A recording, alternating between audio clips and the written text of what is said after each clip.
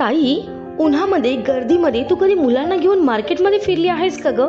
मुलं एका दुकानात थांबतात आणि म्हणतात, आई हे घे ना. तू त्या वस्तूकडे बघतेस, मग तिच्या किमतीकडे बघतेस आणि हळूच म्हणतेस, चल पुढच्या दुकानात बघू.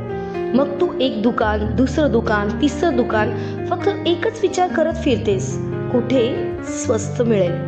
उन्हात घाम येतो, पाय दुखतात, पण तरीही तू चालत राहतेस. कारण तुला माहिती असतं घराचं बजेट तुझ्या डोक्यात चालू आहे. कधी कधी मुलं म्हणतात, राहू दे आई, आता नको.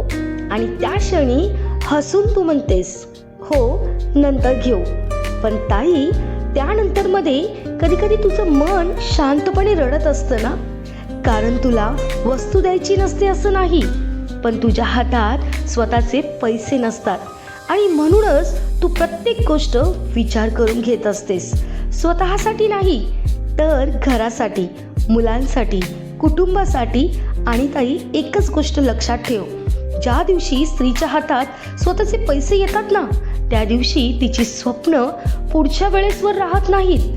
त्या दिवशी ती मुलांच्या डोळ्यातील इच्छा कधीच थांबवून ठेवत नाही, तर पूर्ण करते.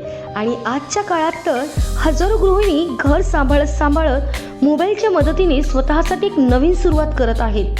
मीही गृहिणींसाठी एक अशी संधी घेऊन आली आहे, जिचे घर सांभाळत स्वतःची ओळख आणि आत्मविश्वास दोन्ही तयार करता येतात.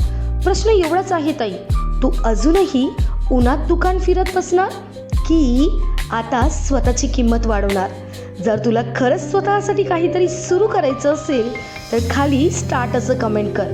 कदाचित तुझा आजचा निर्णय ताई तुझ्या मुलांच्या चेहऱ्यावर उद्याचं हसू बनू शकतं अगं.